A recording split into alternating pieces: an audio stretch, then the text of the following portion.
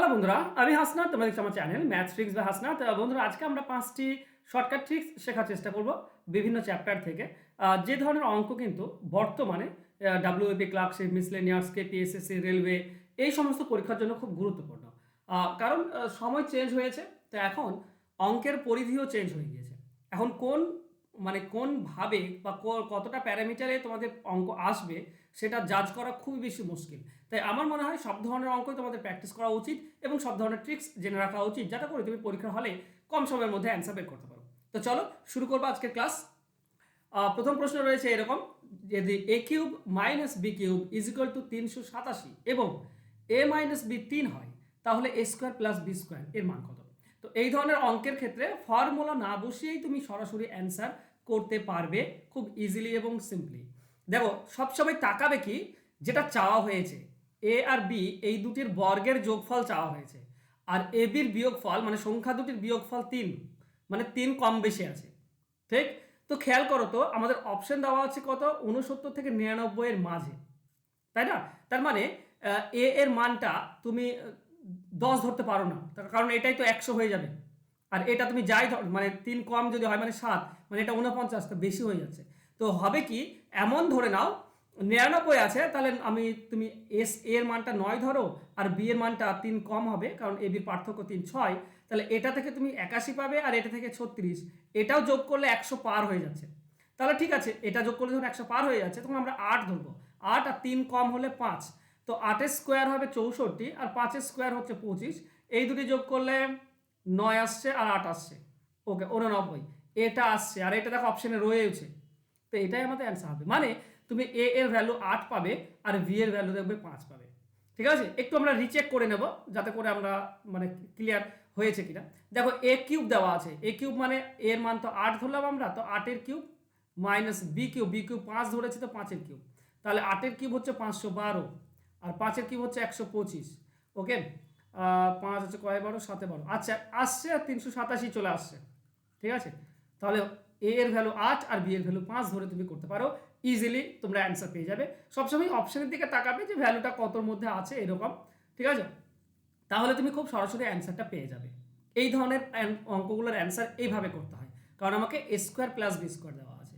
তো একটা 8 স্কোয়ার 64 আর একটা 5 স্কোয়ার 25, এই দুটির যোগফল হচ্ছে 89, এটাই আমাদের অ্যান্সার হয়ে যাবে। অ্যান্সার হয়ে যাবে অপশন সি।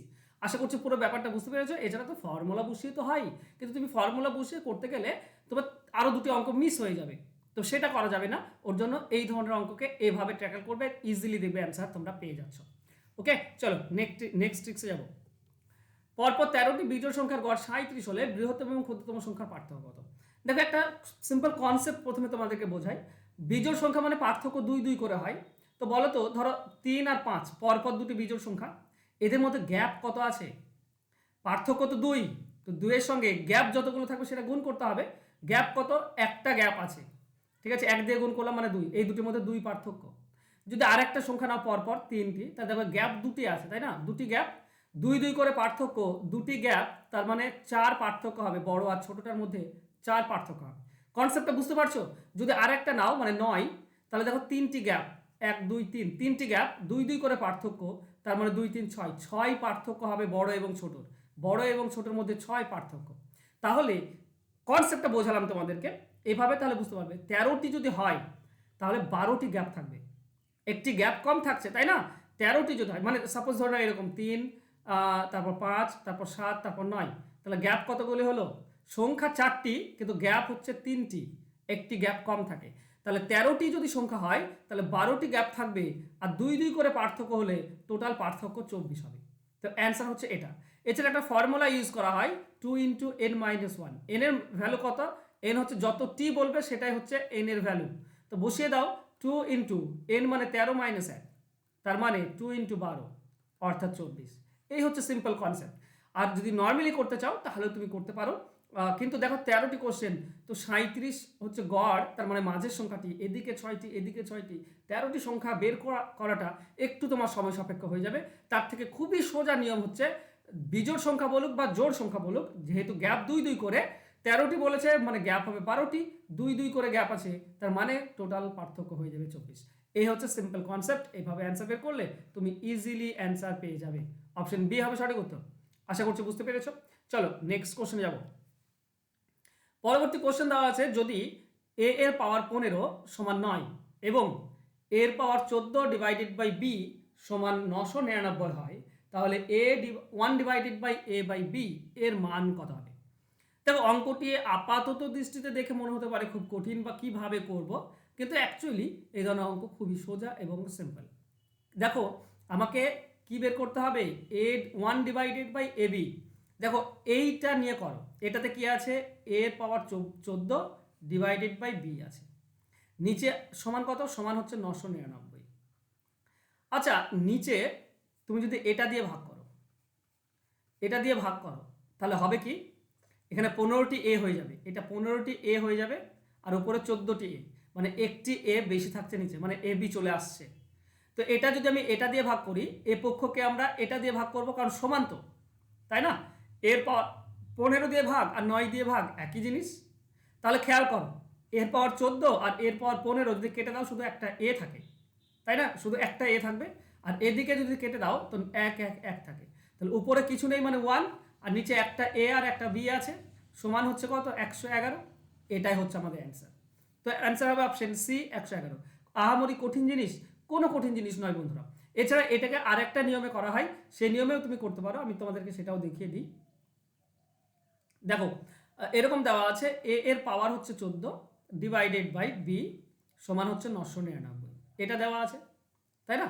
আচ্ছা, দুই পক্ষকে এ দিয়ে গুণ করো, উপরেও এ গুণ করে এক্সট্রা, নিচেও এক্সট্রা এ গুণ করতে হবে, নিচে গুণ করলে উপরেও গুণ করতে হবে, তবেই কেটে গেলে সেম থাকবে। এবার দেখো, খেয়াল করো, উপরটা কি হয়ে যাচ্ছে? উপরটা এটা এর পাওয়ার 1 আর এর পাওয়ার 14 যোগ হয়ে গেলে এর পাওয়ার 15 হয়ে যায়। আর নিচে কি হলো? নিচে হলো এ বি সমান হচ্ছে 999। এই যে এর পাওয়ার 15, এটা মানে তো 9, তাই না? এটা মানে তো 9, তাহলে 9-এর নিচে আছে এ বি সমান হচ্ছে কত? সমান হচ্ছে 999। 999। দেখো, উপরে 9 আর এইদিকে 999 কাটলে 111 পাও। তাহলে উপরে কিছু থাকলে না 1, আর নিচে থাকছে এ বি, আর সমান হচ্ছে 111। এটাই হচ্ছে অ্যান্সার। তো এভাবে অঙ্ক অ্যান্সার বের করে অনেকে, অ্যান্সার হয়ে যাবে অপশন সি। বুঝতে পেরেছো? চলো যাবো আমরা নেক্সট কোশ্চেনে। একটি বাস 1 ঘন্টায় 7 কিলোমিটার দূরত্ব যেতে পারে, কিন্তু স্টপেজ সহ বাসটি 1 ঘন্টায় 48 কিলোমিটার দূরত্ব যায়। তাহলে বাসটি 1 ঘন্টায় কত সময়ের জন্য স্টপেজ দিয়েছে? কমন কোশ্চেন, বিভিন্ন পরীক্ষাতে বারবার এসছে এই ধরনের অঙ্ক। দেখো, টোটাল তো 60 কিলোমিটার যায়, কিন্তু সে স্টপেজ দেয় কত কিলোমিটার? 60 কিলোমিটারের মধ্যে 48 কিলোমিটার যাচ্ছে, আর বাকি 12 কিলোমিটার স্টপেজ দিচ্ছে, তাই না? তো 60-এ 12 কিলোমিটার স্টপেজ দেয়, তাই না? 60 কিলোমিটারে 12 কিলোমিটার স্টপেজ দেয়, তাহলে 60 মিনিটে কত? 60 মিনিটে কত? এটা সময় পেয়ে যাবে, ঠিক আছে? 60-এর কিলোমিটার যেতে যে সময় লাগতো, তাতে 12 কিলোমিটার যেতে যে সময় লাগে সেটা স্টপেজ দেয়। তাহলে 60 মিনিটে কত? মিনিটে যেহেতু অপশন দেওয়া আছে, কেটে দাও। তো 60 কেটে গেলে 12 মিনিট, তার মানে 12 মিনিট স্টপেজ দেয়। অ্যান্সার হবে অপশন বি। শর্টকাট না? মানে নিচে প্রথম গতিবেগটা দেবে, আর উপরে গতিবেগের পার্থক্য দেবে, তাকে 60 দিয়ে গুণ করলে মিনিট পেয়ে যাবে। ওকে, চলো নেক্সট ট্রিক্সে যাব। 55% ডিভাইডেড বাই 5% এর অ্যান্সার কত হবে? আচ্ছা, আমি প্রথমে 1 মিনিট একটু পজ নিচ্ছি, তোমরা এই ভিডিওটাকে পজ করো, পজ করে এই 4টে অপশনের মধ্যে একটা অপশন চুজ করো, তোমাদের মতে কি অ্যান্সার হচ্ছে দেখি, কিংবা আমাকে তাড়াতাড়ি কমেন্ট করে দাও এর অ্যান্সারটা কি হয়। কারণ অঙ্কটি দেখতে সহজ মনে হলেও কঠিন রয়েছে। দেখো, অঙ্কটি আশা করছি তোমরা অ্যান্সার খুঁজে পজ করেছো, পজ করে অ্যান্সার বের করেছো। এবার মিলিয়ে নাও তোমার অ্যান্সার ঠিক হচ্ছে কিনা।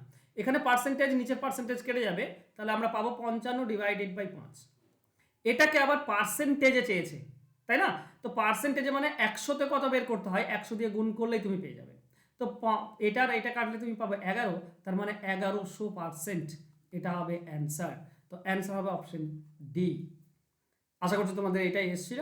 ওকে, তো বন্ধুরা, এই ছিল আজকে ক্লাস। আশা করছি আজকে ক্লাস তোমাদের ভালো লাগবে। ক্লাস যদি ভালো লাগে তাহলে অবশ্যই লাইক, কমেন্ট এবং শেয়ার করে দাও। আর তোমরা যদি আমার কাছে পড়তে চাও তাহলে 9641404121 এই নাম্বারে আমার সঙ্গে যোগাযোগ করো। আমার কাছে WBP, clerkship, miscellaneous, KP, SSC, railway এবং প্রাইমারির জন্য কিন্তু ব্যাচ চলছে। আমি পেড ব্যাচ করাই খুব সামান্য টাকা নিয়ে, ঠিক আছে? মাত্র 299 টাকা একবার দিতে হয়।